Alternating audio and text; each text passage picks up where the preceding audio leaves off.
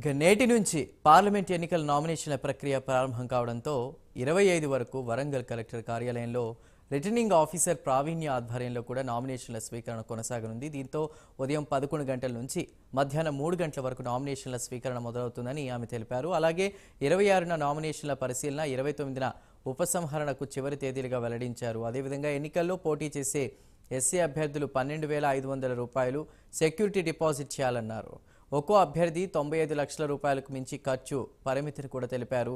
ఇక నామినేషన్ వేయడానికి ముందే పోటీ చేసే అభ్యర్థి తన పేరు మీద ఏదైనా జాతీయ బ్యాంకులో న్యూ అకౌంట్ తప్పనిసరిగా ఉండాలంటూ కూడా పేర్కొన్నారు.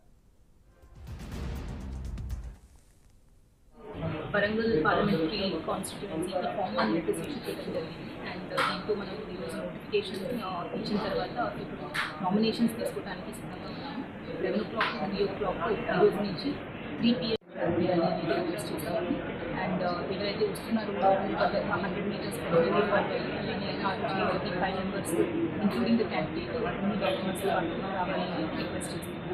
అండ్ ఎవరికైనా ఏమైనా డౌట్స్ ఉన్నా కానీ మన హెల్ప్ డెస్క్కి వచ్చి ఇక్కడ కావాల్సిన డాక్యుమెంట్స్ని ఒకసారి చెక్ చేసుకుని రావాలని డిపాజిట్ ఎంత మనకి పార్లమెంటరీ కాన్స్టిట్యున్సీ ఎస్సీ కాన్స్టిట్యున్సీ కాబట్టి జనరల్గా 24,000 ఉన్నా కానీ కాన్స్టిట్యున్సీకి 12,500 సెక్యూరిటీ